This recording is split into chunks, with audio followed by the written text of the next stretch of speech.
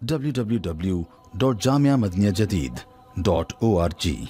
WhatsApp group number +92 333 424 9302. الحمدللہ رب العالمین والصلاة والسلام على خیر خلقہ سیدنا و مولانا محمد وآلہ وصحبہ اجمعین. حضرت عمرو بن شعیب اپنے والد سے روایت کرتے ہیں اور وہ ان کے دادا سے روایت کرتے ہیں رضی اللہ تعالی عنہم اجمعین ان النبی صلی اللہ علیہ وسلم کہ آقا نامدار صلی اللہ علیہ وسلم نے فرمایا ہے لا تجوز شہادت خائن، خیانت کرنے والے کی گواہی درست نہیں ہے، ولا خائنۃ، اس لیے کہ گواہی بھی ایک امانت ہے اور گواہی سے متعلق بہت بڑے معاملات ہوتے ہیں کسی نہ کسی کے، تو وہ جب گواہی دے رہا ہے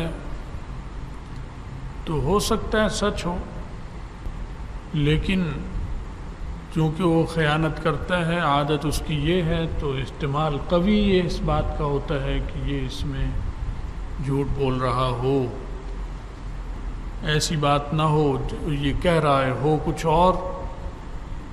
اور خیانت کی وجہ سے خائن جو ہوتا ہے یہ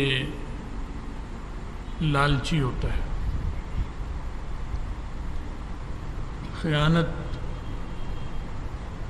طمع اور لالچ کی وجہ سے ہوتی ہے، اور علم کے باوجود ہو سکتی ہے. ضروری نہیں ہے کہ جاہل آدمی خیانت کرے، بلکہ عالم بھی خیانت کر سکتا ہے، علم والا بھی خیانت کر سکتا ہے، اور جاہل دیانتداری کر سکتا ہے. چنانچہ ایسے بہت سی مثالیں ہر ایک کے سامنے ہوتی ہیں. علم نہیں ہے لیکن خیانت بالکل نہیں کرتا، اور علم ہے اور قدم قدم پہ خیانت کرتا ہے، جھوٹ بولے گا، بات میں بھی خیانت کرے گا، مال میں بھی خیانت کرے گا. تو خیانت عدالت میں جب آئے گا تو عدالت میں تو کسی کا حق اس سے متعلق ہے، پوری عدالت کا فیصلہ اس پر موقوف ہوتا ہے، کیونکہ جج اپنے غیبی علم تو اسے حاصل نہیں ہوتا، وہ ان ظاہری طریقوں کو اختیار کرتا ہے اور پھر کسی نتیجے تک پہنچ کر فیصلہ دیتا ہے. تو یہ جو ذرائع ہیں، اسلام نے ان ذرائع کو بہت صاف ستھرا رکھا ہے. تو خیانت کرنے والی عورت ولا خائنہ، اور خیانت کرنے والا مرد فرمایا یہ گواہی نہیں دے سکتے، ان کی گواہی مسترد کر دیں گے. اگر عدالت میں پہنچ گیا گواہی اور جس کے خلاف گواہی دے رہا ہے اس نے پیش کر دیا کہ یہ فلاں معاملے میں بددیانت ہے، اور یہ بات ثابت ہو گئی، تو عدالت اس کی گواہی کو مسترد کر دے گی.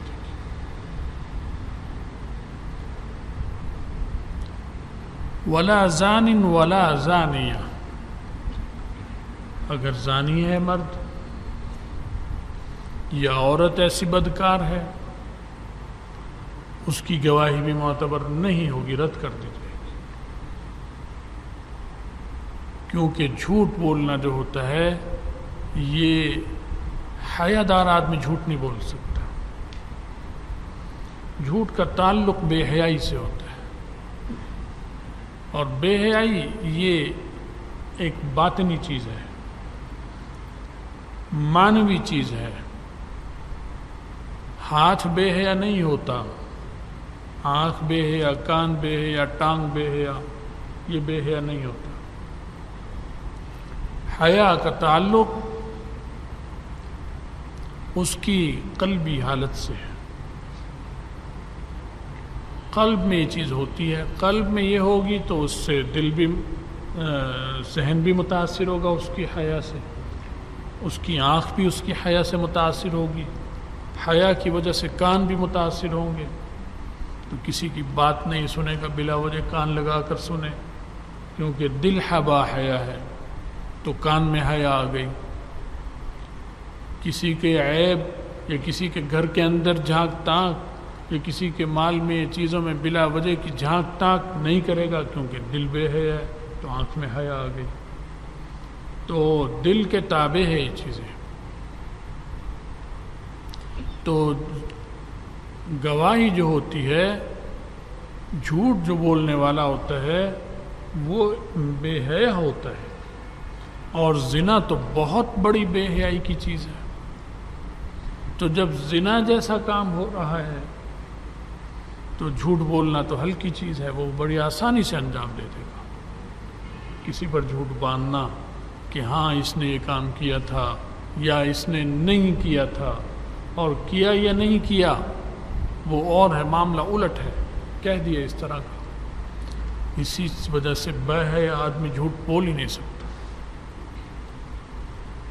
اسے لالچ بھی دیں کہے گا یہ کام مجھ سے نہیں ہوتا، حالانکہ زبان ہلانی ہے اس میں. سچ بولنے میں بھی زبان ہلے گی، جھوٹ بولنے میں بھی زبان ہلے گی صرف. ہاں اس نے فلاں آدمی کو مکہ مارا، یہ اگر سچ ہے تو مکہ مارا میں نے دیکھا، یہ زبان ہل رہی ہے. اور اگر جھوٹ بولے گا کہ نہیں مارا تھا، جھوٹی گواہی، تو زبان ہی تو حرکت کر رہی ہے اور تو کچھ بھی نہیں کر رہا. اس میں بھی زبان نے حرکت کی، اس میں بھی زبان نے حرکت کی. تو زبان کی حرکت سے تعلق ہے جو بات یہ کہہ رہا ہے. لیکن کیونکہ قلب میں شرم حیا نہیں ہے، جب حیا نہیں ہوگی تو خوف بھی نہیں ہوگا، ہر چیز پر فرق پڑے گا. اس لیے رسول اللہ صلی اللہ علیہ وسلم نے حیا پر بہت زور دیا. ایمان اور حیا جہاں بھی خوبیاں گنوائیں ان میں ان دو کا خاص طور پر ذکر کیا، باقیوں کا اجمالی، کیونکہ حیا سے بہت ساری خوبیاں پیدا ہوتی ہیں. ایک وصف کسی کے اندر حیا کا آ گیا تو اس کے ساتھ کئی اچھی چیزیں جنم لے لیں گی، اور اگر ایک عیب بے حیائی کا آ گیا تو اس کے ساتھ بہت ساری خرابیاں جنم لے لیں گی. پھر وہ جھوٹ بھی بولتا ہے، یہ کام بھی کرتا ہے، وہ کام، ہر قسم کے کام کرے گا. اور حیا آ گئی تو بہت ساری چیزوں سے خود بخود رک جائے گا صرف حیا کی وجہ سے. تو زانی جو کرتا ہے زنا یا زانیہ، تو یہ تو بہت بڑی بے حیائی کا کام ہے، چھوٹا موٹا بھی نہیں ہے. تو اس کا مطلب ہے کہ اس میں حیا نہیں ہے. جب حیا نہیں ہے تو بے تکلف جھوٹ بولے گا. فرمایا اس کی گواہی معتبر نہیں ہو سکتی. اور گواہ، اور یہ عدالتی نظام جو ہے اس کا تعلق بندوں کے معاملات سے، حقوق سے، اور حقوق میں جتنی اچھائی، صفائی، پاکیزگی آئے گی پورے معاشرے میں آئے گی. تو اس نظام کو اسلام نے بہت صاف ستھرا کیا. عدالتی نظام صاف ستھرا ہو جائے گا، پورا معاشرہ صاف ستھرا ہو جائے گا. عدالتی نظام میں عیب آ جائے گا، پورا معاشرہ خراب ہو جائے گا. آج عدالتی نظام میں صفائی نہیں ہے ہمارے، بہت زیادہ خراب ہے. اتنا زیادہ خراب ہے کہ کافروں کے ہاں بھی اتنا خراب نہیں ہے جتنا ہمارے ہاں خراب ہے. کیونکہ کافروں نے بھی اپنے عدالتی نظام کی جو بنیادیں ہیں وہ بہت سی چیزوں میں اسلامی قوانین پر رکھی ہوئی ہیں، اس کو سامنے رکھتے ہیں. اور ہمارے یہاں جو انگریز قانون بنا کر گیا وہ غلاموں کے لیے جو قانون ہے وہ بنا کر گیا. برطانیہ میں اس نے وہ قانون نہیں بنایا جو یہاں بنایا، حالانکہ وہ برطانیہ ہی سے تو آیا تھا. اس سر سے پاؤں تک وہ برطانوی تھا، وہ فرنگی تھا، لیکن زمین کے جھگڑوں کا مسئلہ، پیسے کا جھگڑا اور معاملات، ان جھگڑوں میں جو قانون برطانیہ میں ہے وہ ہندوستان میں نہیں ہے، جو تعزیرات برطانیہ کی ہیں وہ تعزیرات ہند میں وہ چیز ہے ہی نہیں، الگ الگ ہیں، وہ تعزیر الگ، یہ تعزیر الگ۔ تو وہ اس لیے بنا گیا کہ یہ معاشرہ کبھی پنپ نہ سکے، ایسا نظام گندا چھوڑ گیا، اور ایسا گندا بکاؤ مال چھوڑ گیا اپنا وفادار پیچھے، جو اس نظام کو زندہ رکھے۔ اس لیے ہم پر یہ گندا نظام مسلط ہے، یہاں سچے آدمی کی قدر ہی نہیں ہے۔ سکھایا جاتا ہے وکیل کی طرف سے کہ اگر تم نے یہ جھوٹ نہ بولا تو فیصلہ تمہارے خلاف ہو جائے گا، اس آدمی کو جو ہوتا بھی حق پر ہے، جس کا حق بھی ہو اور وہ حق پر ہو اور سچا بھی ہو، اس کو بھی اس نظام میں جھوٹ بولنا ہوتا ہے اپنا حق حاصل کرنے کے لیے۔ اس نظام کا اسلام سے کوئی تعلق نہیں۔ اسلام کے عدالتی نظام میں تو اتنی سہولت اور صفائی ہے کہ فوراً فیصلہ، تاخیر ہے ہی نہیں، تاخیر نہیں ہے۔ یہاں اگر عدالت میں یہ ہو کہ گواہ نہیں آیا یا اس کے پاس گواہ نہیں ہے، اور یہ کہے کہ میں گواہ لا سکتا ہوں، تو عدالت کہے گی تمہیں 1 مہینے بعد کی تاریخ دے دے گی۔ لیکن اگر اسلامی جج بیٹھا ہوگا تو وہ اس کو 11 بجے اگر سماعت ہو رہی ہے تو اس سے پوچھے گا کہاں ہے گواہ اس وقت تمہارا، اور کتنی دیر میں جا کر تم آ سکتے ہو۔ وہ کہے گا میرا گواہ تو سمن آباد میں ہے، اور وہاں جانے میں بھی 1 گھنٹہ اور آنے میں بھی 1 گھنٹہ۔ 11 بجے کیس میں سماعت ہو رہی ہے، وہ اس کو 3 بجے کا ٹائم دے گا کہ ابھی 3 بجے اپنے گواہ کو لے آؤ، ابھی فیصلہ ہو جائے۔ یہ اس نظام میں وہ 1 ہفتہ 2 ہفتے 3 ہفتے 4 ہفتے بعد کی تاریخ دیتا ہے۔ فرعون بنا بیٹھا ہوتا ہے جج، اس کے دل میں خوف خدا بالکل نہیں، کیونکہ نظام فرعونی ہے۔ فرعونی نظام نے جج بھی فرعون جیسا جنم دینا ہے، گواہ بھی فرعونی آئیں گے، مدعی بھی فرعونی ہوگا، مدعا علیہ بھی فرعونی ہوگا، سچ اور حق والا معاملہ بہت کم ہوگا۔ اب جو کیس ہوتے ہیں جھگڑے، یہ ضروری تھوڑی ہے کہ مدعی اور مدعا علیہ دونوں صحیح ہوں، دونوں بعض دفعہ غلط ہوتے ہیں، بہت سے کیسوں میں دونوں غلط ہیں، بعض جگہوں میں صحیح ہوتا ہے، کہیں مدعی صحیح ہوتا ہے، کہیں مدعا علیہ صحیح ہوتا ہے، ورنہ بہت سے معاملات میں تو دونوں ہی محض مقابلہ اور ہر دھرمی کی بنیاد پر لڑ رہے ہوتے ہیں،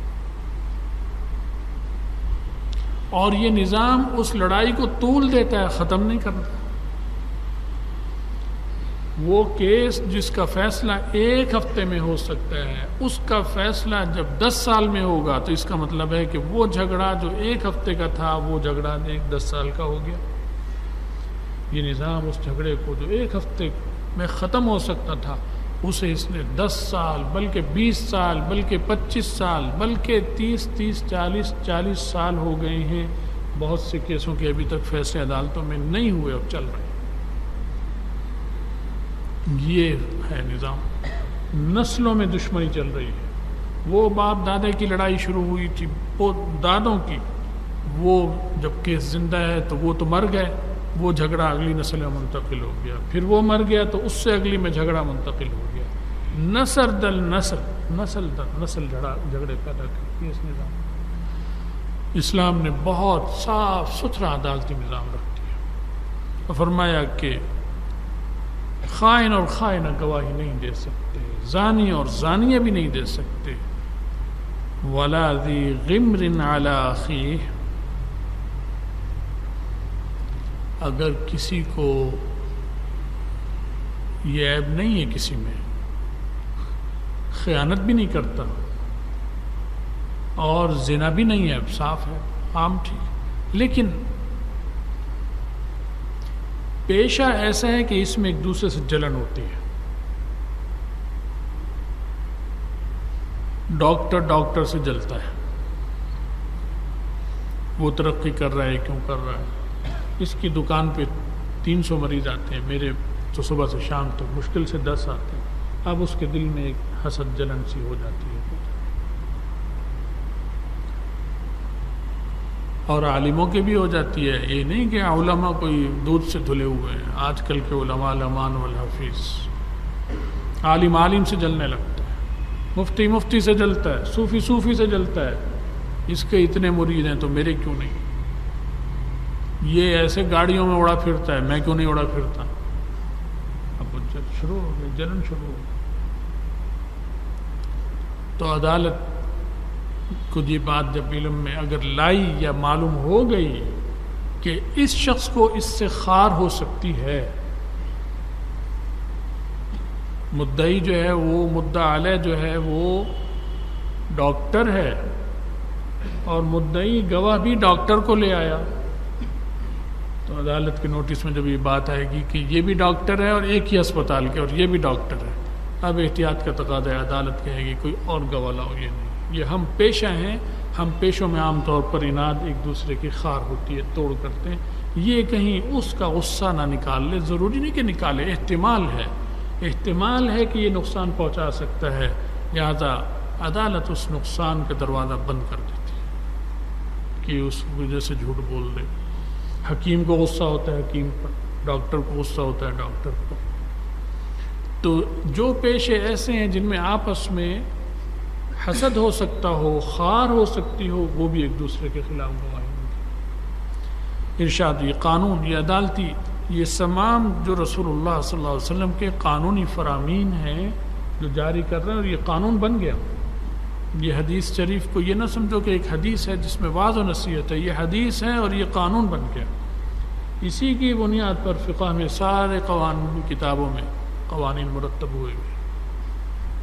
ارشاد فرمایا، وَرُدَّ شَهَادَةُ الْقَانِعِ لِأَهْلِ الْبَيْتِ، ملازم کی گواہی بھی نہیں قبول ہوگی. آپ کا ملازم ہے، آپ نے ایک مسئلے میں دعویٰ کیا کہ اس آدمی نے میرے کھیت سے جو ہے اس نے کاٹ کر 10 من گندم کاٹ کے چرا کر لے گیا. عدالت نے کہا گواہ اس نے پیش کر دیا کہ یہ آدمی گواہ ہے. پتہ چلا کہ اس آدمی کا کھانا، یہ غریب آدمی ہے، اس کا کھانا اس چودھری کے گھر سے آتا ہے. یہی جو مدعی ہے اس کے گھر سے کھانا اس کا آتا ہے.